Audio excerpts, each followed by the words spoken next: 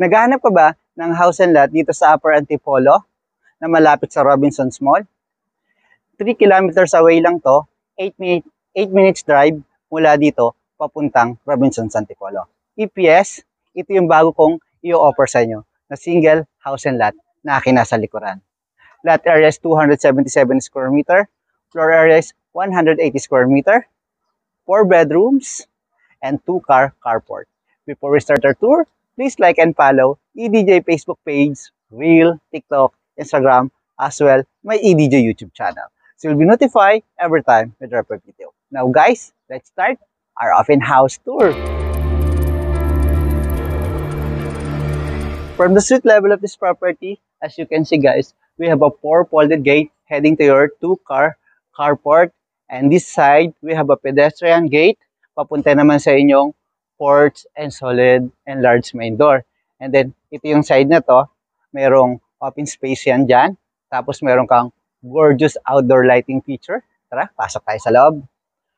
Ito yung 2-panel gate. Meron kang 4 steps papunta sa yung large and solid main door. Both side ko, ito muna yung ating open space or front yard na mayroon siyang right o left easement sa side na yon. At dito naman sa side na to, ito yung 2-car carport mo. Tapos naka-covered parking, yung large gate. At ito, may design yung wall natin dito. Dark gray and white. At meron kang awning window sa taas na yon. At dito guys, imagine mo, meron kang another right easement dito o easement papunta sa inyong everyday kitchen, tapos yung open space mo at papunta dun sa likod ng house and lot. Ito yung side na to, meron kang mga sliding glass or fixed glass. Mabubi mo dyan o makikita mo mula dito yung dining and living area. Naka-covered po ito para protection mo sa init sa ulan. Pero itong side naman ito, yan, naka-open siya para nagsi-circulate pa rin yung hangin. Yan guys, ito yung open space dito. Ito yung everyday kitchen nyo dito sa side na to. O yung kitchen niyo. Tapos dito naman, meron kang 2 folded sliding glass door papunta sa inyong dining and living area. Ngayon guys, ito yung open space mo dito. Yan. Ito pag diniliver sa inyo or pinurchase mo itong property, kayo na po yung bahalang mag-landscape o magpaganda nito. Ito yung inyong maid's room with toilet and bathroom.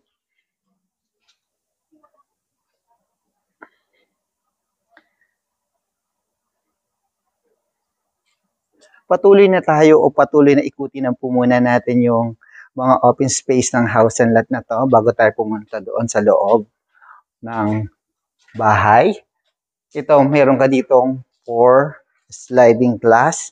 Papunta to sa inyong bedroom. Dito sa ground floor. Ground floor po, nadyan po yung master bedroom. Mamaya ipapakita ko sa inyo. Tapos ito yung lanay side.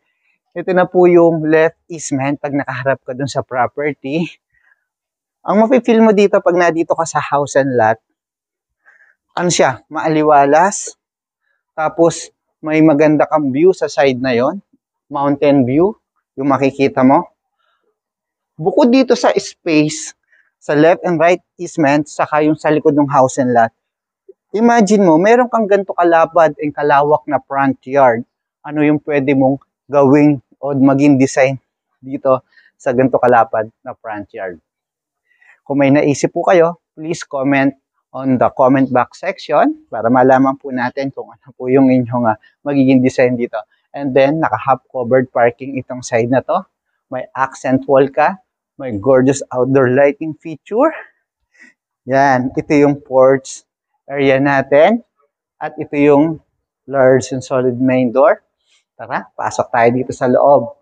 Pagpasok mo dito, ito yung living area. At dito sa side ko, yung staircase going up to 2nd floor na mamaya titingnan natin. Yan, ito yung 4 fixed window. Kita mo yung right easement ng house and lot. At dito guys, ito yung 2-panel ng awning window. At dito yung iyong mga outlet sa side na to. Pwede ka maglagay dito ng shelf o cabinet.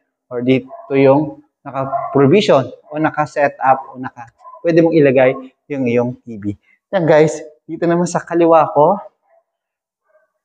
Ito yung kitchen, right on the center. We have the island countertop. Naka-solid black surface siya. Tapos naka-2 panel siya ng sink. Ito yung faucet mo dito. At dito sa side naman nito guys. Yan. Ito yung cabinet. Ito yung lagay mo for yan. 2-door refrigerator sa side na to, di ba? Tapos dito yung cooktop. Yan. Meron ka ng 2 panel dito sa side na to. At meron ka dito, yan, cabinet. Ang linis ng ilalim niya, pansinin nyo.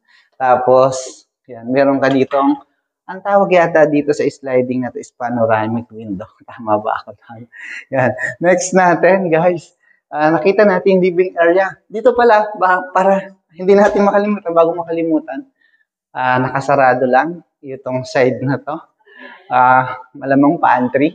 Pero, tatanungin na lang natin sa owner. Yan, hindi ko pa napapakita sa kanila yung sa dining area dito sa side na to. Pwede ka maglagay ng round or rectangular table, good for 6 or 8. Depende sa magiging design mo. At ang maganda niyan, na dito yung dining mo. At meron ka naman dito everyday kitchen na pinakita ko sa inyo kanina. So, sa everyday kitchen, pag nandito ka, mafe-feel mo, ang ganda ng open space niya, maaliwalas, tingnan mo sa itong side na to. Tapos, iikot ako papunta dito. Yan. Ito yung upper cabinet. Pwede pang maglagay ka ng cooktop sa side na to or refrigerator din. Tapos, naka-double sink din siya. Malinis yung loob dito sa cabinet niya. Yan, naka-tiles. Tapos, yung ginamit na tiles dito, rustic tiles, 60x60 para hindi madulas. Tapos yan, imagine mo, kapag gusto mo mag-breakfast dito sa side na to. Yan. Lagay ka lang dito ng ilang upuan. Ganda, no? Itong house and lot na to, nabanggit ko kanina, mula dito hanggang Robinson's Antipolo, 3 kilometers lang siya, 8 minutes drive mula dito. Dito na tayo sa side na to, guys. Ito yung hallway papunta sa master bedroom mo. By the way, yung master bedroom nasa ground floor. Yan. Tapos ito yung powder room. Naka 60x60. Tiles siya, polished tiles ang ginamit nila dito. Yung toilet mo dito, posi. And ito yung sink. Labas tayo dito. Next natin. Ito yung door ng master bedroom. Ito yung handle mo. Pagpasok mo dito sa master bedroom mo, mula dito sa ground floor. Yan guys. Ganito siya kalapad sa kalawak. Okay? Yan. Ikot ka dito sa side na ito. Pakita ko naman. Ang ganda ng setup nung ano niya dito Nung cabinet, mga shelves, lagay mo ng TV. Dito sa side, pwedeng makeup area o study area. Tapos may shelf pa dito. Pwedeng lagay ng mga books sa side na yan. Depende sa'yo. Tapos ito yung drawer Ganda ng drawer niya. Isa. And next natin. Natawa si Madam. And then, 5 panel. Ito siya guys. At tapos may luggage. Doon lagayin ka ng luggage dun sa taas. At ito yung toilet and bathroom dito sa master bedroom. Yung shower, toilet, sink, naka full tiles, marble. At yung flooring mo, yan, rustic din siya na 60x60. At ito yung posi mo para dito sa yung sink. Yan guys, labas tayo dito. Mula dito sa master bedroom, meron kang lanay space ito. Ito yung sa likod ng house and lot mo. Ito naman yung open space mo dito. Papunta yan dun sa right easement. Papunta doon sa yung 2-car carport. And then dito sa side na to, ito yung nabanggit ko sa inyo kanina. Ito naman yung papunta sa front yard mo ng house and lot. Napakalaki na maaaring ma-design mo ng mas maayos. Maganda. Yan. Ito yung kitchen, dining and living area. Ngayon, nakita na natin yung exterior and interior dito sa ground floor. Ito yung staircase going up to 2nd floor. Tara, samahan niyo ako. Tingnan naman natin yung mga bedrooms doon. Yung steps mo na ginamit is solid wood. Yung handle mo steel. Tapos meron ka doon na mga fixed window. Tapos dito sa side na to, meron ka ding fixed window para maliwanag pa rin mula sa ground floor dito sa landing sa area na to at dito sa second floor. Yan, meron kang tupa nilang awning window din. At dito sa side na to, ang ganda. Tingnan mo yung view. Yes.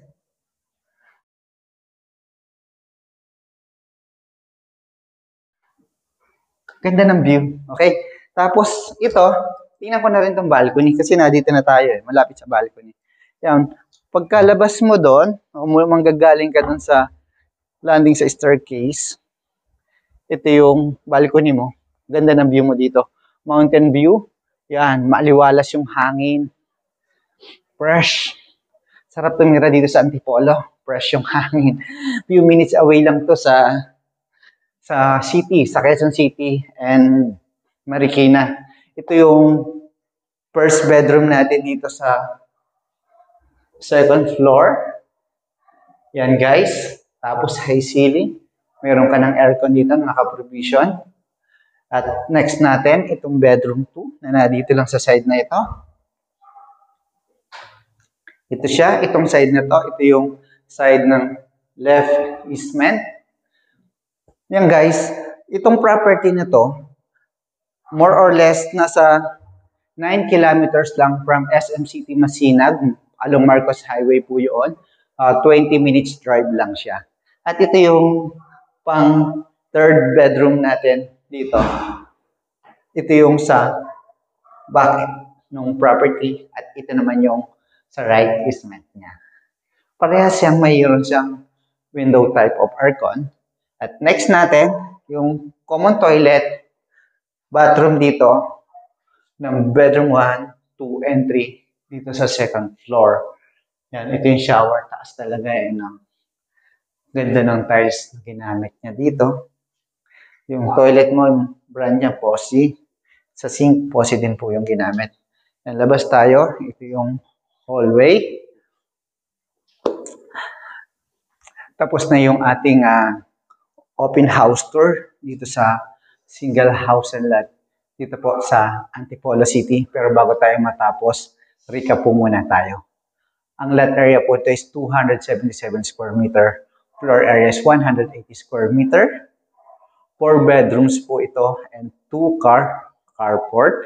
Meron siyang gorgeous kitchen, saka everyday kitchen sa labas. Nakita niyo open space, ang ganda, saka yung front yard niya. Sana po nagustuhan niyo itong bagong featured na property dito po sa Antipolo City.